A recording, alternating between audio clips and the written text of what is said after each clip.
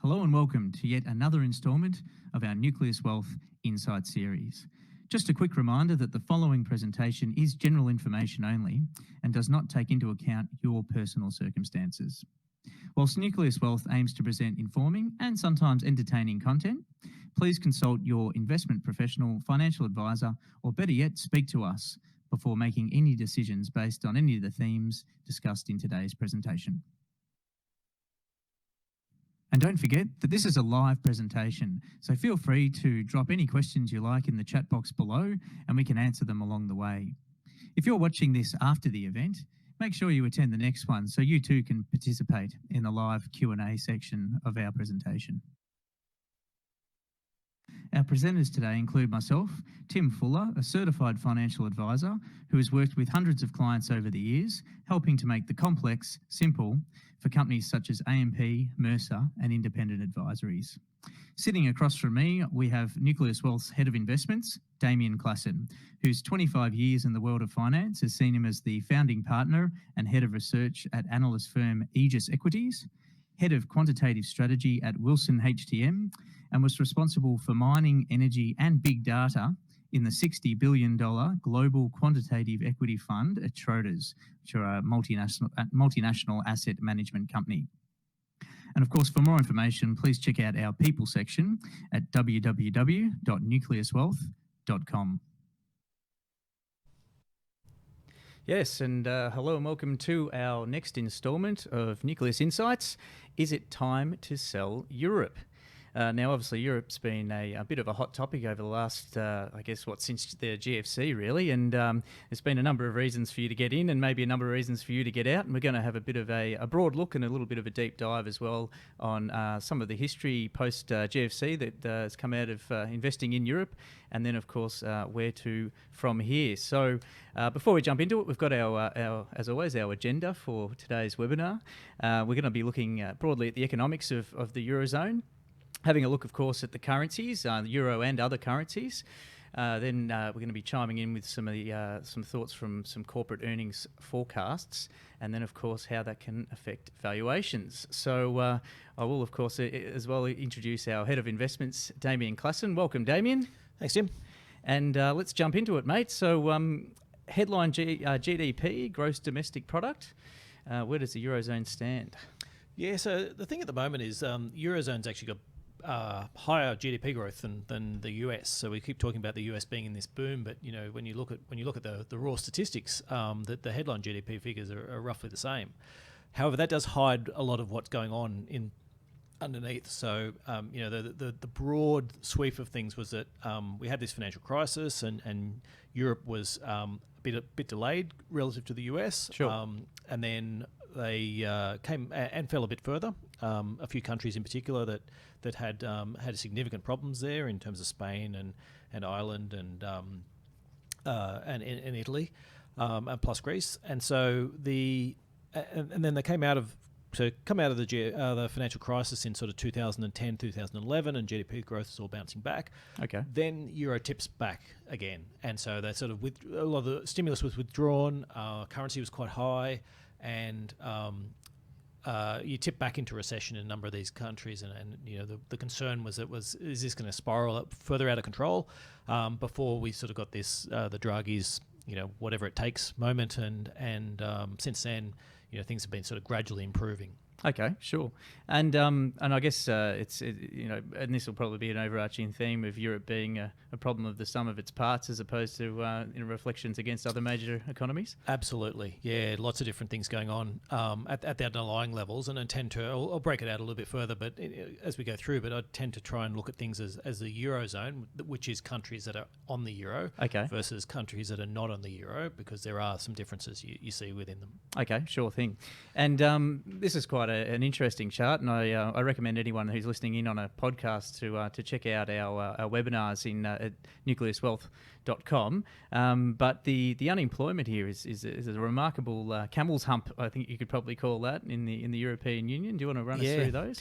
So you started 2008 pretty similar levels of unemployment, sort of in terms of the US and in terms of Europe. Then the financial crisis hits, a little bit higher in Europe, but financial crisis hits, and the unemployment rate goes up quite dramatically in both countries. Then we get this sort of stabilising in Europe, and then sort of around that 2012 level, as that recession starts to kick in again, that goes even higher. So it sort of peaks out at sort of 11% ish in terms of the rate, yep. And then once you had that sort of Draghi moment, and another year sort of goes on, and you're getting close to 2014, then it's been falling pretty steadily since then. But again, it's the underlying stuff where the interesting things are happening, and that's on this next chart we've got. Sure. But which is basically just showing that the unemployment in Spain sort of hit your 25% levels. Wow. And just really took off. And is now just sort of falling back to high teens still, which you'd sort of call depression level. Yep. Unemployment in terms of Spain. Whereas somewhere like Germany, we've got this chart, and it's basically showing you can barely see the financial crisis on it. Didn't move the needle at all, did it? It's unbelievable. You've got this tiny little tick up, and then just down from there. Yep. And that's very much the story of the Europe and we've sort of, I won't go completely into the sort of background in terms of where we see the European the issues, but broadly. Just because we haven't got time in this one, sure. Won't have time to get onto the valuation and everything, but we have written sort of quite extensively in the past on that, and you can sort of find that in some of our primers or research reports. Yep, sure. But basically the idea is you've got this economy where Germany, which has got which sort of went into the euro with wages that were quite low, and they came to an accord which kept wages low and then also kept unemployment low. So you've got them sort of sitting at as the powerhouse, economic powerhouse of Europe. Well, they're the manufacturing base and the capacity, I guess. And then you've got a lot of other countries with, and they're all tied to the same. They're all tied to the same currency. Currency, of course. So ordinarily you'd have this one powerhouse country. Sorry, if it had its own currency, the Deutschmark, it would have shot higher. Which would have meant that buying stuff from Germany was more expensive, and buying things from Spain got cheaper as their currency fell, and so then you'd sort of have this rebalancing effect from currencies, and it's a little bit painful, but it's a lot less painful in terms of that. It's a systematic sort of I guess what would you call it, outcome really of those of having mixed currencies. But having them tied together has meant that you can no longer do it through adjusting the inflation, so it's through adjusting currencies. So now you have to do it through wages, and unfortunately, wages are very sticky. Yep. Because everyone hates getting a pay cut. Yep. Sure. And especially, whereas a currency falling is effectively a pay cut, you don't notice it in your own home currency. Yep. And so that's where a lot of the problems are still sitting there underneath the surface, and really haven't gone away to. I mean, they're improving, but they really haven't gone away from a big picture sense. Okay, sure. And these would be, I guess, the outer bounds of each side of employment for your mind. Yeah, Greece is worse, Okay. but and Netherlands is sort of similar to Germany, but Okay. they're largely the two big ones that sort of make the big difference. Yep, or illustrate the point. Yeah, great comparison there. Okay, sure. And of course, we've got unemployment and growth there. You potentially also have inflation, but what can you tell us about that? Yeah, so inflation's just extremely weak. You've basically got a sort of a Japanese style inflation in the end. The last 5 years we've seen core inflation barely move from 1%. So the ECB's target is 2%. Sure. And so it ticks itself up to 1.2% or 1.3%, and everyone says it's all coming. Pops the cork. Inflation, and then we're back down again. The headline inflation's been a bit higher recently. It sort of tipped up to did hit the 2% level. So okay. And keeping in mind that's the bottom band. You Yep, expect to be above that as well as below that.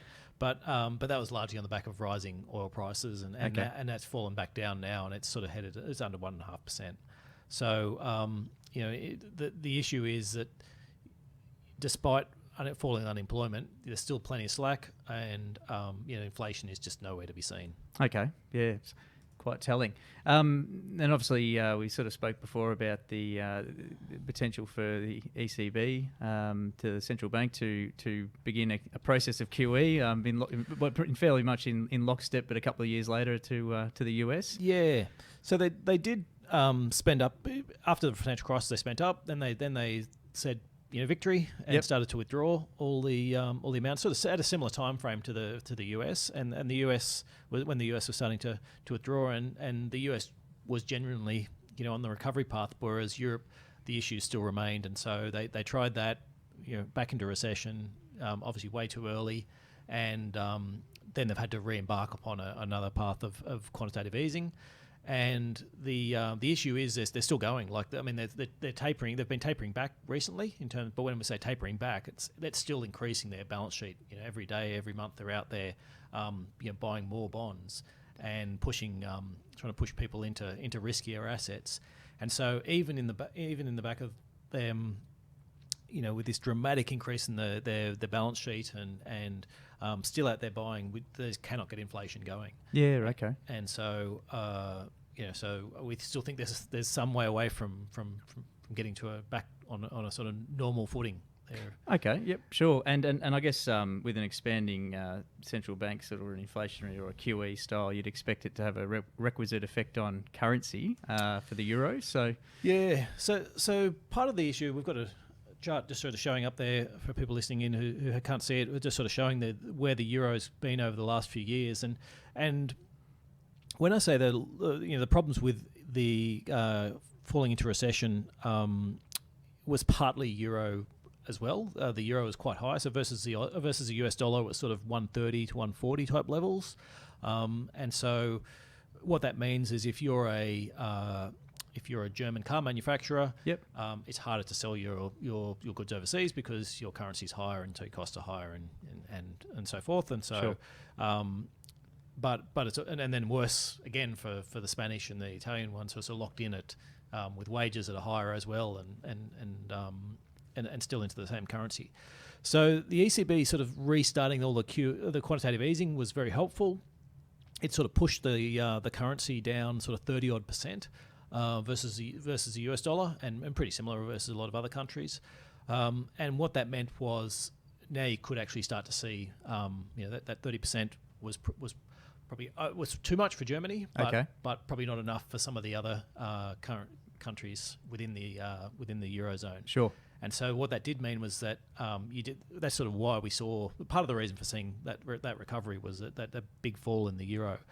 The thing is, what's happened over the last year or so is that now the euro's, as growth started to come back, the euro's sort of taken off, and versus the US dollar, it's up sort of 20-odd% versus the US dollar, and similar amounts versus a number of other currencies, and even the Aussie, which is sort of, I'll move on to it in a minute, but yeah, so it's been quite strong. So that's got to start making a difference to the in the same way that the 30% devaluation made a big difference. Can help kickstart. This is starting to make a difference to economic growth within Europe and competitiveness. The currency can giveth, the currency can taketh away. Yeah. And so I guess then in relation to a couple of the other major currencies. Yeah, sure. So it is worth noting Europe isn't one currency.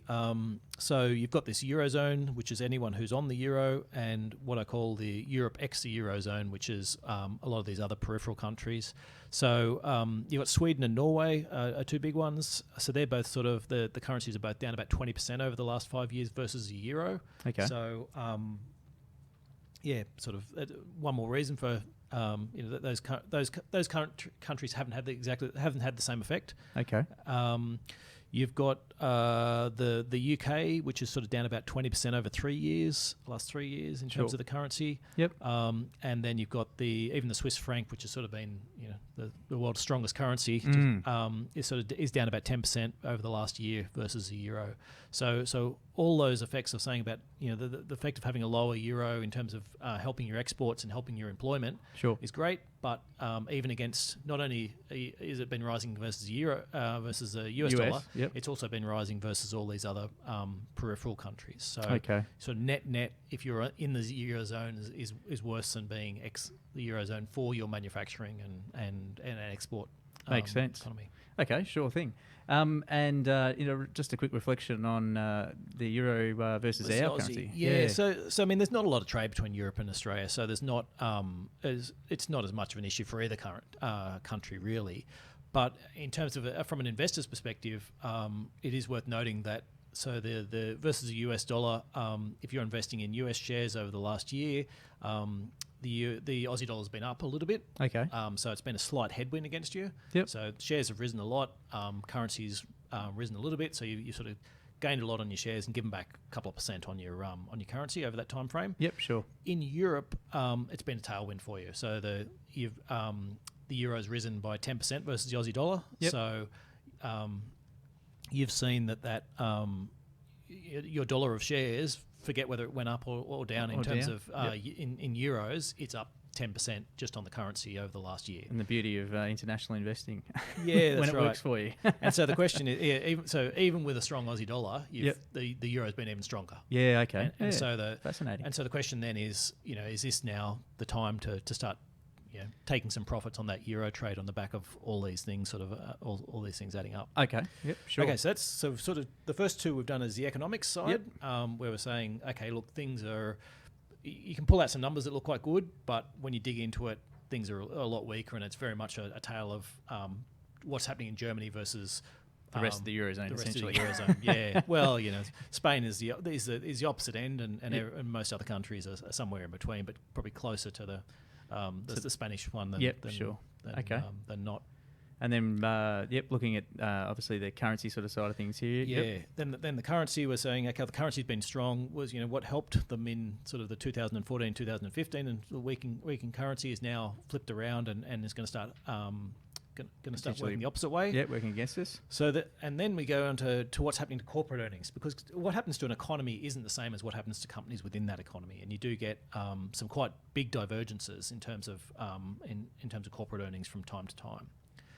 And corporate earnings in Europe are strong. They're fascinating. I've got this graph up at the moment, which is just showing it's a little bit confusing, but I think I find these very useful ones. So what it is showing what are the forecasts doing over time. So analysts make forecasts as to what they think the company's going to earn next year, and then as the year goes on, they gradually revise those forecasts either up or down. So you get a bit of a feel for the long-term or mid-term sentiment, essentially. Absolutely. Okay. And so what's happened over basically every year since 2009, we've seen earnings roughly halve. Yeah. Sometimes some years have only been down 40%, other years have been down 60%. So some big numbers. Yeah, which is it's a little bit typical in terms of saying analysts do tend to overestimate the next year and then revise downward. Sure. But you don't usually see earnings halve, and so that's been that time period has been very poor for corporate earnings.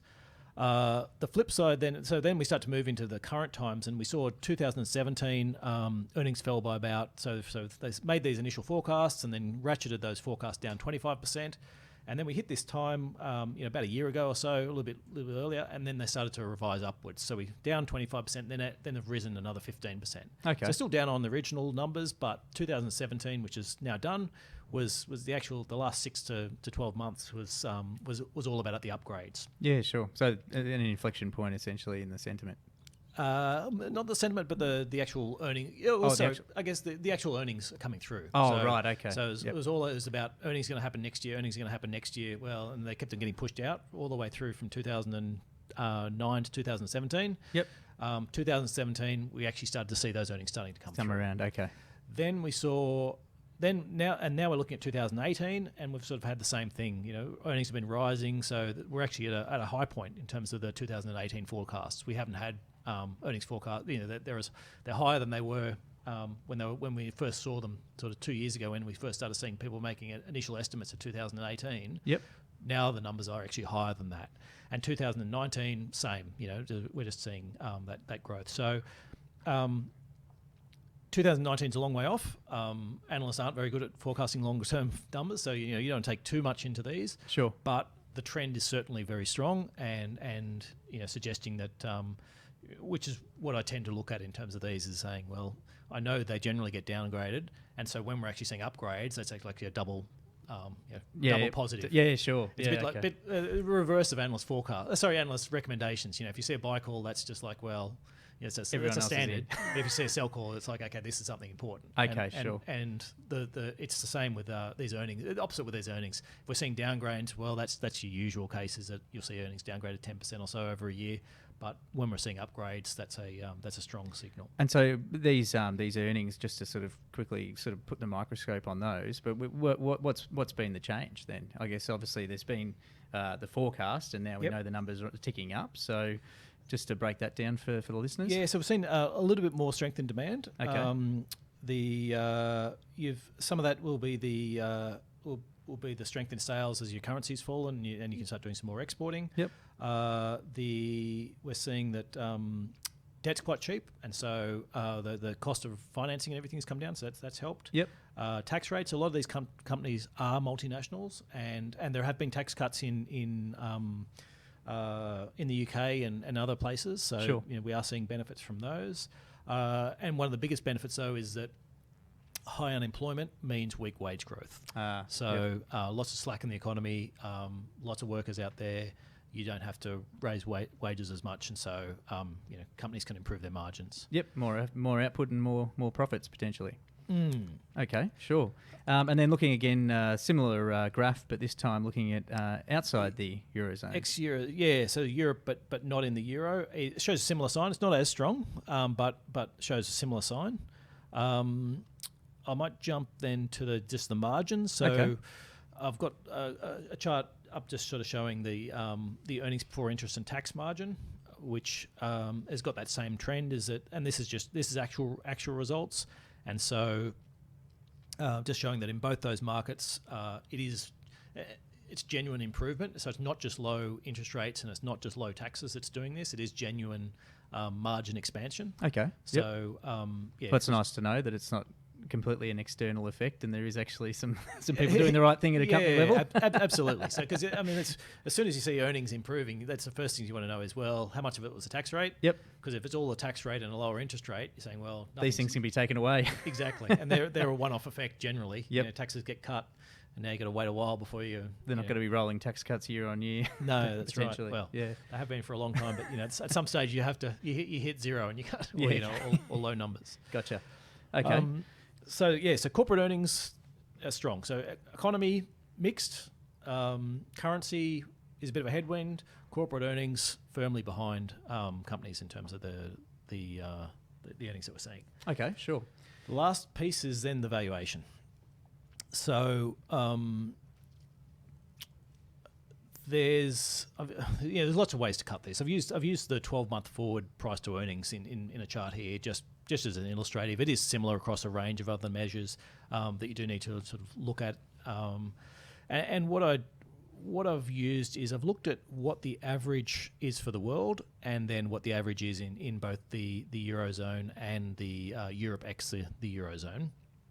And so what you generally see, or over the last 10 years or so, the Eurozone's sort of been on this 10 to 15% discount to the rest of the world, largely because the US, stronger growth prospects and more company friendly and things like that. So, but the thing about the Eurozone is you've picked up you've got a lot of price performance. Okay. So even though you've had these earnings growth in the US has been just as strong. Yep. And you've seen, or even stronger. And so what you've seen is that rather than being on a sort of 10 to 15% discount, now it's roughly on a 5% discount. Wow. Okay. So it's not as expensive. I mean, it got more expensive sort of a year or two ago, but the issue is it's not particularly cheap. It's a little bit cheap versus the market. Maybe that's it probably deserves some sort of discount just because of growth is probably more likely to be higher in the US, and US have got these tax cuts coming through that are going to help companies a bit more than in Europe. Okay. But the Eurozone is not particularly cheap relative to where it's traded over the sort of last 10 years or so. In terms of, it's not expensive, but not particularly cheap. And the forecast being, I guess it's where we headed from here then. Is it going to, given there is a bit of positive sentiment, do you feel that the you could see some more positivity on that. I tend to, forecasting whether valuations or forecasting changes in price to earnings ratios is probably the hardest bit. Yep. Because it's a sentiment guess versus the way we tend to invest is we say, well, if we can find stocks that are cheap and good quality, yep. Cheap at current rates and good quality, then we figure that'll hold us out. If the PE ratios expand in certain markets, so stocks go from being cheap to not being cheap, and then you can sell tip them out and go to the next ones that take are some cheap. profits. Yeah. Okay, very good. So the Europe ex the Eurozone though is looking relatively cheap. So it's sort of that same bit, sort of trading in that sort of 10 to 15% discount to the world, and it's trading on about a 15% discount at the moment. Okay, sure. Now it's worth keeping in mind. There's a lot of stocks in these, so it's not true of every stock. These are just aggregates across the whole spectrum. There are still certainly stocks within the Eurozone that we're interested in and we own. Yep. And stocks. And as you say, there's still the potential for good quality stocks within the Eurozone to be better, cheap, poorly priced at the moment and worthwhile. Yeah, absolutely. But in aggregate, we're less attracted to stocks in the Eurozone, and we're more attracted to stocks ex the Eurozone so they sort of add up from as we go through all those ones. The economics is a similar, I guess, in terms of how we're looking at it. Usually a little bit stronger, but that's not always the case. The currency is definitely looking better over the shorter term. Okay. Within most of those countries, and then the corporate earnings a little bit weaker, but the valuation more than makes up for that as you can buy them at a lot cheaper than the stocks within the Eurozone. Okay, sure. And so that sort of gives you that, got a little bit of a map up there of just some of the countries that are in the Eurozone or not in the Eurozone. As a sort of countries of focus for us at Nucleus Wealth? Yeah, so they've, and that's actually the latest month, we found most of those countries, we got there was a lot of stocks within those that really performed well for us. So during February, the global markets were down about 0.5% or so. Our portfolios were up about 1 and a bit %. Wow. Yep. And most of that was driven from a lot of these countries. So we've got some, a Finnish company that's wood, produces wood. And products from that. We've got a Danish company that does wind turbines. We've got some reinsurers in Switzerland. There's anything in the UK? Be a little bit in the UK? We've got a lot in the UK. The UK wasn't actually one of those markets. So in the latest one, but there was it's actually it's in the latest report there, and there's some countries in. There's some ones in Sweden as well that performed quite well for us. A Swedish Match, which is a tobacco company there. Okay. So lots of these peripheral companies really did help us in that latest month. What I guess is worth noting is that if you're looking at ETFs for this market, is that you do just need to recognise that when you buy a European ETF, you're getting a whole mismatch of these ones. Gotcha. So are you getting exposure to what you're looking to get exposure to? Quite possibly not. You're probably getting a whole range of different markets, and we like the idea of being able to pick the ones we like. Absolutely. At the moment, I don't think Europe is an index bet. So sometimes you sort of go, yes, these countries are very cheap, and we like all the big stocks and all that type of stuff. You may as well just buy the index and off you go. Yep. At the moment, it's a much more nuanced story in Europe, and trying to dig out the ones that you like is more important. The other thing you can get is the other thing we're trying to do as well is keep in mind most of these companies are multinationals. Sure. And so the fact that it's listed in one country doesn't necessarily mean that it represents that country. Absolutely. Yep, yeah. Sure. And so we've spoken a few times about something like Unilever, where it's listed in the UK, and in the Netherlands, but its biggest markets are the US and China. So wow. Yep. It's important to know what you're getting from the actual stocks, and so we're generally tending to say, because the euro's risen, we're not really looking for exporters, and internal demand there we need to be a bit selective about as well, and so within the eurozone we're saying, okay, well, if we can find companies that we can buy them within Europe, if we can find companies where we can get them at a cheaper price, and we can get exposure to other growth markets usually not the euro, Win-win. then yeah, that's a win-win for us. So so I guess the answer is it time to sell Europe? I think within the Eurozone, yes. I think there is time to be taking profits within those. And yet there's the spectre of opportunity in the non-Eurozone Europe areas as well, though. Yeah, exactly. And the problem as well that we face as a global fund manager is it's nice to say, yeah, great, made lots of money in Europe, let's take our money but then if we're looking at the US, it's quite overpriced as well. It's it's quite hard to then say, well, where do we go? Where's the next step? Yeah, that's right. And so so for the moment we're sort of trying to pick the eyes out of. You can get the power of our European views and global experience into your portfolio. Feel free just to stay tuned for a little bit more information about Nucleus Wealth. Thanks very much, Damien, for dropping in and sharing with us what we should be doing with Europe. Thanks, Sam. Cheers. Nucleus Wealth and the Macro Business Fund was put together to help give you access to quality, well-researched stock analysis and superior macroeconomically minded asset allocation. We use technology to help us provide a service typically only available to high net worth and sophisticated investors at a fee level that rivals the more basic solutions available to these everyday investors. We do this by using separately managed accounts, which allows clients to enjoy unparalleled transparency in what they own and why. It also means that each client effectively owns their own separate and discrete share portfolio, which is managed by us. We have partnered with Linear Asset Management, who are backed by the ANZ Bank for cash management, and JP Morgan, one of the biggest banks in the world, as custodian of your assets. We feel that this structure is the gold standard for your financial protection. In addition to this, we offer 19 separate and individual ethical screens that you can use to help tailor your investment. To ensure that your money is not being used to support companies that deal in areas and practices that you feel are important. By eliminating the areas that are only important to you, you keep the potential for higher returning areas that you might otherwise be ambivalent about, and these would typically be ruled out in broader ethical products currently available in the market. The name Nucleus comes from our ability to provide the core holdings of a client's portfolio, allowing them the time to explore areas that may be of interest or they may have experience in. We also offer a complete investment solution for those who don't have time to coordinate their own investments. Our investment team has decades of experience in world markets, and we have access to a global team of stock analysts. By removing the layers of middlemen that typically sit between your money and the markets, we've been able to reduce fees and provide unparalleled transparency in the solution we provide. For more information on what we can do for you, please call 1300 623 863 or contact us through www.nucleuswealth.com. And join us next week for our next instalment of Nucleus Insights. So it's actually the second part of our Quant Rocks for Picking Stocks series.